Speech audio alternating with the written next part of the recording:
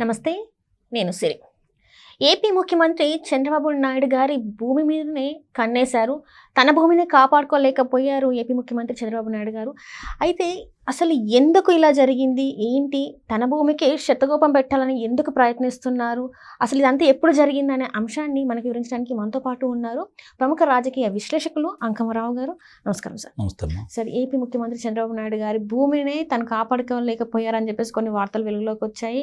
భూ కబ్జాదారుల కన్ను ముఖ్యమంత్రి గారి స్థలం మీద పడిందని కూడా పడిందనే కాకుండా అనేక సార్లు దాన్ని అమ్మడానికి ప్రయత్నం చేశారని కూడా వార్తలు అయితే హల్చల్ అవుతున్నాయి. సో ఇందులో ఎంతవరకు వాస్తవం ఉందంటారు సార్?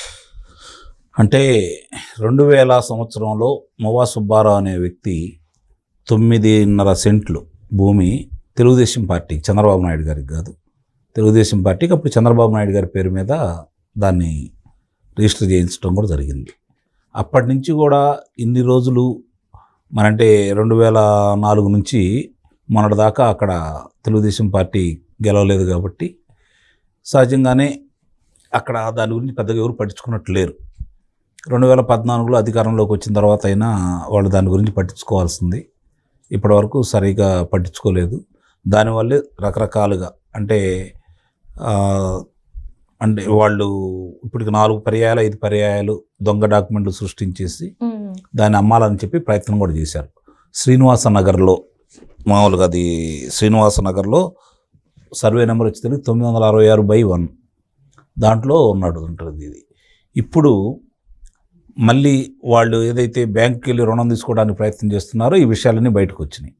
ఇప్పుడు ఏదైతే ఉన్నారో బాపట్ల శాసనసభ్యులు వర్మ గారు, శ్రీనివాస వర్మ గారు, ఆయన ఈ విషయం, నరేంద్ర వర్మ, ఆయన బయటికి వచ్చిన విషయం ఆయన వాళ్ళందరికీ చెప్పేసి దానికి సంబంధించిన వాళ్ళు ఎక్కడ జరిగింది ఇది, ఎనీవేర్ రిజిస్ట్రేషన్ అని చెప్పని ఎక్కడైనా రిజిస్ట్రేషన్ చేసుకునే సౌలభ్యం ఉంది కాబట్టి నరసరావుపేటలో చేసుకున్నారు వీళ్ళు. దాన్ని రుణం పొందడం కోసం వచ్చారు కాబట్టి 2023 నుంచి వాళ్ళు చేయాల్సినవన్నీ చేస్తూనే ఉన్నారు. దీన్ని దృష్టిలో పెట్టుకొని ఈరోజు వాళ్ళు బయటికి తీసుకురావడం కూడా జరిగింది. వాళ్ళు ఎవరెవరు ఏంటి అనేది నక్కా సత్తారెడ్డి అనే వ్యక్తి పేరు కూడా బయటకు వస్తూ ఉంది. కృష్ణా జిల్లా సంబంధించిన ఒక వ్యక్తి, వీళ్ళందరూ కూడా దీంట్లో ఉన్నారని తెలుస్తూ ఉన్నాయి. ఇప్పుడు ఇద్దరు అదుపులో తీసుకున్నారని తెలుస్తూ ఉంది మనకి. ఏదేమైనా 2000 సంవత్సరంలో ఒక అభిమాని పార్టీ కోసం ఇస్తే, అది అధినేత పేరు మీద ఉంటే దాన్ని పరిరక్షించే విషయంలో ఇన్నాళ్ళు దాన్ని అట్లా వదిలేసి ఇన్ని పర్యాయాలు ఇలా జరుగుతున్నా కూడా చూడటం అనేది మాత్రం చాలా దారుణమైన విషయం. అంటే అలా నిర్లక్ష్యానికి నిదర్శనం. అంటే గత ప్రభుత్వ హయాంలో మనం చూసాం ఎన్ని భూ కబ్జాలు జరిగాయి, పెద్ద పెద్ద వాళ్ళు. ఆఖరికి చంద్రబాబు నాయుడు గారి ఇంటి దానికోసం కూడా ఎంత అవినీతి జరిగిందని మనం చూసాం. ఎందుకు ప్రతిసారి చంద్రబాబు నాయుడు గారి ప్లేస్ గురించి ఎన్ని వివాదాలు వస్తున్నాయి అంటారు? అంటే చంద్రబాబు నాయుడు గారికి సంబంధించింది కాబట్టి ఇప్పుడు అందరికీ తెలిసింది ఇది. మిగిలింది అన్నీ చూసుకుంటా ఉంటే ఆంధ్ర రాష్ట్రంలో వాళ్ళు చేసినవన్నీ కూడా కొన్ని లక్షల్లో ఉన్నాయి. ఇది 9.5 సెంట్లే, లక్షల ఎకరాలు ఉన్నాయి, ఎకరాల్లో ఉన్నాయి. కాకపోతే ఇది విలువైన భూమి కాబట్టి బాపట్ల అనేది ఆయన మన లోక్సభకి ముఖ్యమైనటువంటి నగరం కాబట్టి, బాపట్ల లోక్సభ నియోజకవర్గమే కదా, దాంట్లో బాపట్లలో కాబట్టి అది బాపట్ల జిల్లా ముఖ్యమైన కార్యాలయాలు అన్నీ అక్కడే ఉంటాయి కాబట్టి జిల్లాకు సంబంధించింది విలువలు పెరుగుతున్నాయి. ఇప్పుడు దానికి సంబంధించి ఈరోజు అది చంద్రబాబు నాయుడు గారి పేరు మీద ఉంది కాబట్టి బయటకు వచ్చింది. అదే కనుక తెలుగుదేశం పార్టీలో చంద్రబాబు నాయుడు గారు కావాలంటే సామాన్య వ్యక్తులు అయితే ఈ పాటికి మరి వాళ్ళు మొరబెట్టుకున్నా కూడా ఎవరు పట్టించుకునేవాళ్ళు కాదు. అయినా సరే ఇన్ని సంవత్సరాలు దాన్ని పర్యవేక్షణ లోపం ఉండటం మాత్రం నిస్సందేహంగా తెలుగుదేశం పార్టీ వాళ్ళ యొక్క వైఫల్యం అనే మనం చెప్పాలి. నిర్లక్ష్యం, దాంట్లో ఎలాంటి సందేహం కూడా ఏం లేదు. ఎందుకు సార్ అంటే ఇప్పుడు ఒక అభిమాని ఇచ్చారు, ప్రేమతో ఇచ్చారని అనుకుందాం, పార్టీ కోసం పార్టీ మీద ఉన్న ప్రేమతోనే ఇచ్చారని. అక్కడ ఒక చిన్నగా 4 గోడలు కట్టేసి అయినా రేకులు వేసేసి అయినా ఉంటే ఈ రోజు అది ఇలాంటి పరిస్థితులు ఎదుర్కొనేది కాదు కావచ్చు కదా. ఎందుకు మరి ఇంత నిర్లక్ష్యం చేశారంటారు? మరి అదే కదా చెప్పేది, ఆ నాయకుల యొక్క నిర్లక్ష్యం. అంటే ఎంత నిర్లిప్తంగా ఉన్నారో అర్థం చేసుకోవాలి శ్రేణులు. అంటే నాయకులు శ్రేణులు ఏం చేస్తారు పాపం? అవును, వీళ్ళు చెప్పింది వాళ్ళు వింటారు కదా. నాయకులు పూనుకోవాలి. అక్కడ ఏదైనా నిర్మాణం చేపడితే శాశ్వతంగా పార్టీ కోసం చంద్రబాబు నాయుడు గారి పేరు మీద ఏదో దాన్ని ఏర్పాటు చేసుకోవచ్చు. మరి అది కూడా వాళ్ళు చేయట్లేదంటే మరి ఎంత నిర్లక్ష్యంగా ఉన్నారో మనం ఆలోచించుకోవాలి. దీన్ని ఇప్పుడు ఇక్కడే కాదు, రాష్ట్ర వ్యాప్తంగా ఈరోజు భూములు వాళ్ళు ఏ విధంగా స్వాధీనం చేసుకున్నారో రోజుకొక ఉదంతం బయటకు వచ్చి ఇప్పుడు లక్షల్లో ఫిర్యాదులు వచ్చినాయి వాళ్ళ మీద. మరి దాన్ని బట్టి ఇప్పుడైనా సరే ఏం జరుగుతుంది ఏంటనేది ఇప్పుడు ఉన్నటువంటి ప్రస్తుత మంత్రి గారు కూడా, ఈ రెవెన్యూ శాఖ మంత్రి గారు కూడా బాపట్ల పరిధిలోనే ఆయన కూడా, అనగానే సత్యప్రసాద్ గారు బాపట్ల కిందే వస్తారు. మరి అలాగే గొట్టిపాటి రవికుమార్ గారు కూడా వాళ్ళ కిందకే వచ్చేస్తారు. ఆ ఆ జిల్లా అదే వస్తుంది అనమాట. అంటే ఇప్పుడు చూసుకున్నట్టయితే అందరూ ఏంటంటే గతంలో చంద్రబాబు నాయుడు గారు అనేక సార్లు చెప్పారు, ఇక్కడ చాలా వరకు భూ కబ్జాలు జరుగుతున్నాయి. ఏపీలో చాలా వరకు గత ప్రభుత్వ హయాంలో అందరి అసైన్ భూముల దగ్గర నుంచి అందరివి కూడా కబ్జాలు చేశారు. వాళ్ళు ప్రహరీలు అలాంటివి కూడా కట్టుకున్నారు. కానీ ఇప్పుడు స్వయంగా ముఖ్యమంత్రికి ఇలాంటి సమస్య వస్తే ఏంటి అంటారు సార్? అది ముఖ్యమంత్రిగా పార్టీ కోసం ఇచ్చింది, ఆ పేరు మీద పెట్టింది. అది అంటే వాళ్ళు కబ్జా చేయడానికి అక్కడ ముఖ్యమంత్రి గారా, మాజీ ముఖ్యమంత్రి గారా, లేకపోతే శాసనసభ్యులని చూడరు. వాళ్ళ అధికారంలో ఉంది కాబట్టి గతంలో చేశారు, దాన్ని ఆటోమేటిక్గా ఇప్పుడు కూడా చేయడానికి ప్రయత్నం చేస్తానే ఉన్నారు. భూ కబ్జాదారులకి ఏమి పట్టవు. ఎవరు అధికారంలో ఉంటే వాళ్ళ దగ్గరికి వెళ్తారు, వాళ్ళ పంచం చేస్తారు, వాళ్ళతో మాయమాటలు చెబుతారు, వాళ్ళ అండదండలతో చేసుకుంటూ ఉంటారు. ఇది ఎప్పుడు జరిగేది, ఇవాళ కొత్తగా కాదు. మరి వీళ్ళు వచ్చిన తర్వాత పెచ్చురిల్లుతున్నారు అందరూ కూడా. కాబట్టి ఇన్ని రోజులు దాన్ని స్వాధీనం చేసుకొని అమ్మకుండా ఉండడం మాత్రం నిజంగానే అదృష్టంగానే భావించాలి.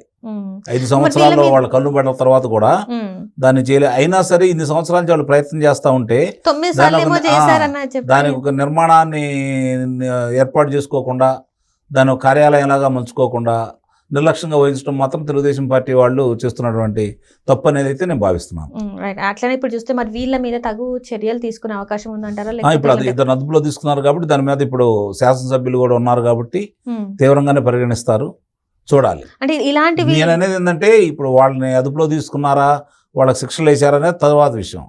దాన్ని పరిరక్షణ చేసుకోవాలంటే అక్కడ ఏదైనా కట్టడం నిర్మించేసి పార్టీకి ఉపయోగించుకుంటారా, లేకపోతే వేరే దానికి ఉపయోగించుకుంటారా, లేకపోతే అన్నా క్యాంటీన్కి ఉపయోగించుకుంటారా, లేదా స్కిల్ డెవలప్మెంట్ దానికి ఉపయోగించుకుంటారా, ఏదో ఒకటి ప్రభుత్వానికి సంబంధించిన దాంట్లో కనుక దాన్ని ఉపయోగించుకుంటే, పార్టీకి ఇచ్చారు కాబట్టి పార్టీ కార్యాలయం అయితేనే న్యాయం జరిగిద్ది. ఒకవేళ ఉన్నా కూడా పార్టీ తరఫున ఏదైనా ఏర్పాటు చేసుకోవాలి. లేదనుకుంటే పార్టీ చంద్రబాబు నాయుడు గారే అది ప్రభుత్వానికి ఇచ్చేసి, నేను చెప్పినట్టు అన్నా క్యాంటీనో లేకపోతే స్కిల్ డెవలప్మెంట్కి సంబంధించిందో ప్రభుత్వానికి ఉపయోగపడే విధంగా చేసుకుంటే కనీసం ప్రభుత్వానికన్నా ఆస్తి ఉంటుంది. పార్టీకి ఇచ్చారు ఎటు అభిమాని, మరి వాళ్ళు పరిరక్షణ చేసుకోవడానికి అంత నిర్లిప్తంగా ఉన్నప్పుడు కనీసం ప్రభుత్వానికి ఇస్తే వాళ్ళైనా చూసుకుంటారు కదా. సో ఇప్పుడు చంద్రబాబు నాయుడు గారి భూమి అయితే బయటకు వచ్చింది, ఇంక ఇట్లాంటివి ఏమైనా ఉన్నాయి? కొన్ని లక్షల ఎకరాలు ఉన్నాయి. అంటే నాయకులకు సంబంధించిన అనేది ఇప్పుడు సామాన్య నాయకులకి తక్కువ, నాయకులకి చాలా తక్కువ ఉంటాయి. ప్రజలే ఎప్పుడైనా నష్టపోయేది. ఇక్కడ నాయకులు దీంట్లో 1% కూడా ఉండదు, 1% కూడా ఉండదు. ఎందుకంటే వాళ్ళు ఒకటే. అట్లా అంటారు. కానీ ఇక్కడ ప్రజలది అయితే చాలా వరకు ఆల్రెడీ వాళ్ళు లక్షల ఎకరాలు ఎప్పుడైతే ఎలక్షన్స్ జరిగాయో రిజల్ట్ వచ్చాయో దాని తర్వాత కొన్ని ప్లేసెస్ ని వాళ్ళ స్థలాన్ని వాళ్ళు తీసుకునే ఉన్నాయి. కానీ ఇంకొంతమంది ఇప్పటికి కూడా వాళ్ళు సఫర్ అవుతున్నారు, వాళ్ళ భూమిని వాళ్ళకి వెళ్ళలేదని చెప్పి సఫర్ అవుతుంది. మరి వాళ్ళకి ఎలాంటి న్యాయం జరగాలని ఇప్పుడు చంద్రబాబు నాయుడు గారు ఎప్పుడో చెప్పారు, కానీ రెవెన్యూ శాఖ దానికి స్పందించట్లేదు, తగు చర్యలు అయితే తీసుకోవట్లేదు. ఆయన ఎన్నోసారి హెచ్చరికలు చేస్తానే ఉన్నాడు, కానీ వాళ్ళ స్పందన అయితే కనపట్టలేదు. ఇది మాత్రం కొంచెం దురదృష్టకరం. ఈ కూటమి ప్రభుత్వం జరిగే అవకాశం ఉందంటారు సార్? మరి అసలు అది చూస్తా ఉంటే దాంట్లో చాలా మంది కూడా భాగస్వాములు, ఈ రెవెన్యూ శాఖలో చాలా మంది భాగస్వాములు. అందుకని వాళ్ళ మీద వాళ్ళు ఫిర్యాదులు ఎందుకు చేసుకుంటారు, వాళ్ళ మీద రిపోర్ట్లు ఎందుకు ఇస్తారు? ఇవ్వరు కదా. సో అంటే ఇప్పుడు వాళ్ళు ఎట్లా, ప్రభుత్వ పెద్దలు, పార్టీ పెద్దలు, శ్రేణులు దీని మీద తీవ్రంగా స్పందించేసి ఎక్కడికక్కడ గుర్తించేసి అధికారులకి శిక్షలు ఇస్తేనే అప్పుడు తప్ప అప్పటి వరకు ఇది ఎట్లానే జరుగుతూనే ఉంటుంది. అంటే రూపాయి కూడా పెట్టుకొని వాళ్ళు స్థలాలు కొనాలి, సొంత ఇల్లు కళలు నెరవేర్చుకోవాలన్న వాళ్ళందరికీ ఏదైతే కబ్జా అయిందో వాళ్ళందరూ ఇంకా అంతేనా సార్? నిస్సందేహంగా అట్లానే జరుగుతుంది. ఇప్పుడు వాళ్ళు మమేకం అయిపోతున్నారు కదా అధికారులు అందరూ కూడా. న్యాయం జరగట్లేదు. న్యాయం జరగాలి అంటే ఇప్పుడు ఈ ప్రభుత్వం దాని గురించి తీవ్రంగా పరిగణిస్తున్నాం మేము అని చెప్పని చంద్రబాబు నాయుడు గారు చెప్పారు, రెవెన్యూ శాఖ మంత్రి గారు కూడా చెబుతానే ఉన్నారు.